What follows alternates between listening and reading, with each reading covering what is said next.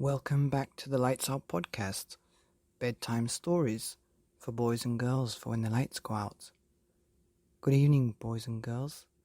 Are you all ready for bed? Are you all tucked up and ready for another Lights Out bedtime story? Well, you're in for a treat tonight, because tonight's story is called The Squirrels Who Squabbled by Rachel Bright and Jim Field. Once upon a time, in a towering forest where summer had been, the cool air bit fresh, and the mosses grew green, and as autumn edged in and the sky raged red, the sleepiest creatures got ready for bed. While up in a tree swung a flying young squirrel, who everyone knew as Spontaneous Cyril. Now, most foresty folks had seen to their needs. Through the plentiful months of mushrooms and seeds, they'd built up their stores so they'd all be well fed through the frosting of winter that glittered ahead.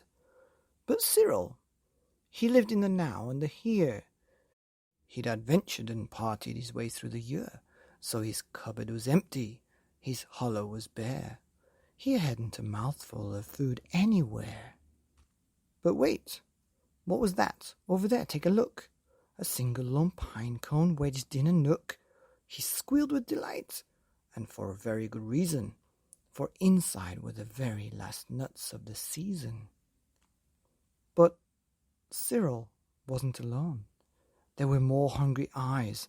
Yes, plan ahead Bruce had his sight on the prize. Though he'd gathered a mountain of bounty hard fought, Bruce was convinced he was one pine cone short. I simply must have it, he wistfully cried, as he dreamt of the fresh, juicy pine nuts inside. So, as Cyril set off on his way to the ground, Bruce, he was also last pine cone bound. They sprinted and scurried with no time to gamble. They scratched at the bark in a scampering scramble. But their panic and haste shook the tip of the spruce, and the pine cone, it trembled, and then it came loose. Both squirrels gave chase at a lightning pace. This was the start of a wild, nutty race. "It's mine," shouted Cyril. "No, mine," hollered Bruce. "You don't stand a chance. Give up. It's no use." "I'm hungry," cried Cyril. "This cone is not yours." "Stay back," shouted Bruce. "This cone's for my stores." It boinged over bushes and flew through the air. It binged on the nose of a slumbering bear. It bounced over boulders and then came to a stop. Then teetered and wobbled and quivered and plop. Both squirrels followed. Oh, the water was fast. Would they learn that they needed each other at last?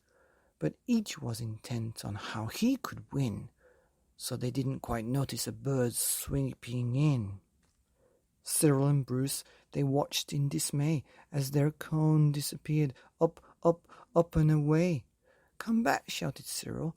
"They're our nuts," exclaimed Bruce. But all hope was gone. It was simply no use. And meanwhile they drifted right up to the ledge. Greed, it was driving them over the edge. Cyril and Bruce, they had taken a fall.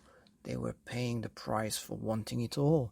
They'd squandered their chances to team up and share. Would their nutty young hopes simply end in despair? Bruised and bedraggled, they swept past dry land. Cyril grabbed a branch with his trembling hand. Catching Bruce with the other, he heaved and he huffed, and dragged him to safety with panting and puffs. They stared at the sky, quite lost in deep thought, until Bruce looked at Cyril and let out a snort. "How silly we are," he proclaimed, all a jiggle. "How greedy I've been," spluttered Bruce with a giggle. "We shall change from today. May the squabbling cease. We should celebrate, seeing we're both in one piece."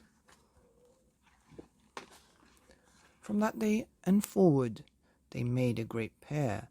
They were gathered together and found they could share. Yes, Cyril and Bruce, they knew in the end the best things to share is a laugh with a friend. The end. Wow, that was a pretty amazing book by Rachel Bright and Jim Field about two squirrels that squabbled, and they took a bit of an adventure, only to realize in the end that they have to team up and share, and that the best thing that you can share, apart from delicious food like jelly and cake, is a laugh with a friend, a giggle with a family member. Good night, see you tomorrow for another story on the Lights Out podcast. Bedtime stories for little angels like you.